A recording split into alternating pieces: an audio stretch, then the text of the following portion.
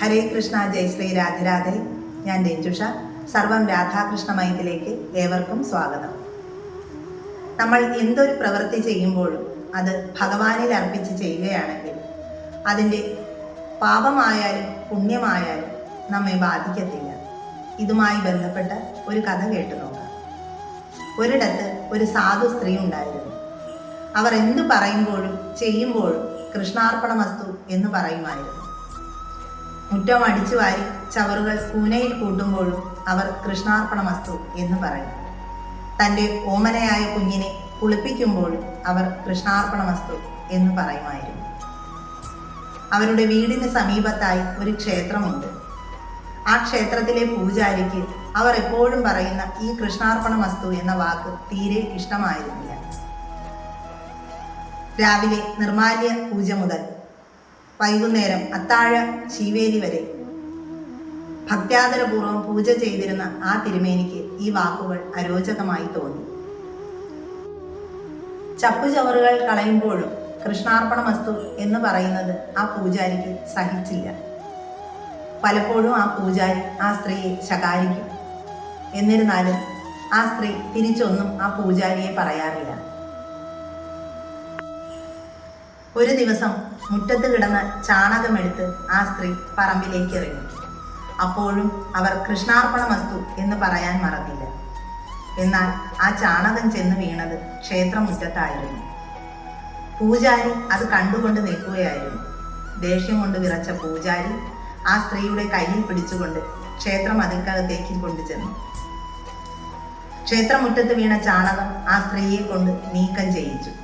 പറയാവുന്ന ചീത്തവാക്കുകളെല്ലാം പറഞ്ഞ് അവരെ വേദനിപ്പിച്ചു. നിന്നെ ഈ നാട്ടിൽ നിന്നും ഓടിക്കുമെന്നും അയാൾ പറഞ്ഞു. അന്നു രാത്രി ഉറങ്ങാൻ കിടന്ന പൂജാരി അത് രാവിലെ തന്നെ ഉറക്കമുണർന്നു.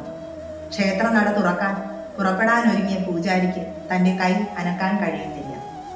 തൻ്റെ കൈ പൂർണ്ണമായും തളർന്നുപോയി എന്ന് അദ്ദേഹം കരുതി.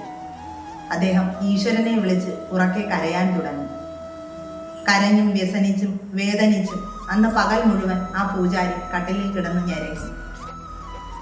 അന്നു രാത്രിയിൽ ഭഗവാൻ സ്വപ്നത്തിൽ വന്ന് പൂജാരിയോടായി പറഞ്ഞു, നീ തരുന്ന പാൽപായസത്തേക്കാൾ എനിക്ക് എൻ്റെ ഭക്ത തരുന്ന ചാണകമാണ് പ്രിയം. നീ ചെയ്യുന്നത് പൂജയല്ല, എന്നാൽ അവൾ ചെയ്യുന്നത് പൂജയാണ്. നീ അങ്ങനെയുള്ള എൻ്റെ ഭക്തയുടെ മനസ്സ് വിഷമിച്ചാൽ അത് ഞാൻ ഒരിക്കലും സഹിക്കില്ല. നീ എൻ്റെ ഭക്തയോട് പോയി മാപ്പ് പറയണം, അവളെ ആശ്വസിപ്പിക്കണം. എങ്കിൽ മാത്രമേ നിന്റെ അസുഖം ഭേദമാവുകയുള്ളൂ. പൂജാരിക്ക് തൻ്റെ തെറ്റു മനസ്സിലായി. പിറ്റേന്ന് രാവിലെ തന്നെ ആ സ്ത്രീയെ തേടി കണ്ടുപിടിച്ചു. അവരുടെ മുൻപിൽ സാഷ്ടാംഗം പ്രണമിച്ച് മാപ്പ് ചോദിച്ചു. അത്ഭുതാവഹം എന്നേ പറയേണ്ടു. ആ പൂജാരിയുടെ അസുഖം പൂർണ്ണമായിട്ടും ഭേദമായി. ഏതു കർമ്മം ചെയ്യുമ്പോഴും മനസ്സ് ഈശ്വരനിലായിരിക്കണം. അങ്ങനെ കർമ്മം ചെയ്യുന്നവനാണ് യഥാർത്ഥ കർമ്മയോഗി. എന്നാൽ കർമ്മയോഗവും ഭക്തിയോഗവും വെവ്വേറെ എന്ന് പറയാൻ സാധിക്കില്ല. യഥാർത്ഥ കർമ്മയോഗി തന്നെയാണ് യഥാർത്ഥ ഭക്തൻ. അതുപോലെ തന്നെ യഥാർത്ഥ ഭക്തൻ തന്നെയാണ് യഥാർത്ഥ കർമ്മയോഗി. എന്നാൽ എല്ലാ കർമ്മങ്ങളും കർമ്മയോഗമെന്ന് പറയാൻ സാധിക്കില്ല. ഈശ്വരാർപ്പിതമായി ചെയ്യുന്ന കർമ്മത്തിനെയാണ് കർമ്മയോഗം എന്ന് പറയുന്നത്. ക്ഷേത്രത്തിൽ പോയി പ്രദക്ഷിണം ചെയ്തതുകൊണ്ടോ കൈകൾ ഉയർത്തി തൊഴുതതുകൊണ്ടോ അത് ഭക്തിയാകുന്നില്ല. മനസ്സ് ഈശ്വരനിലായിരിക്കണം. നാം ചെയ്യുന്ന ഓരോ കർമ്മവും പൂജയായിരിക്കണം.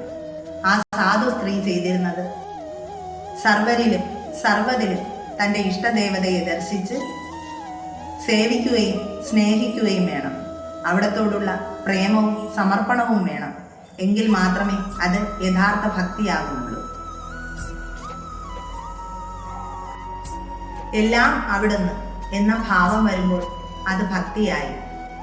എന്നാൽ പൂജ ചെയ്യുമ്പോൾ ബാഹ്യമായ കാര്യങ്ങളെക്കുറിച്ച് ചിന്തിച്ച് ആ പൂജ ചെയ്യുകയാണെങ്കിൽ അതിനെ ഒരിക്കലും ഭക്തിയോഗം എന്ന് പറയാൻ സാധിക്കില്ല. മറിച്ച് ബാഹ്യമായി ചെയ്യുന്ന ഒരു ക്രിയ എന്നതിനപ്പുറം അതിനെ ഒരിക്കലും ഈശ്വര പൂജ എന്ന് പറയുവാൻ സാധിക്കില്ല. വൃത്തികെട്ട ഒരു ഓട കഴുകി വൃത്തിയാക്കുമ്പോഴും ഈശ്വര മന്ത്രജപത്തോടു കൂടി എല്ലാം അവിടത്തേക്ക് എന്ന ഭാവനയോടുകൂടി ചെയ്യാൻ കഴിയുകയാണെങ്കിൽ അതാണ് കർമ്മയോഗം. അതുതന്നെയാണ് ഭക്തിയോഗം.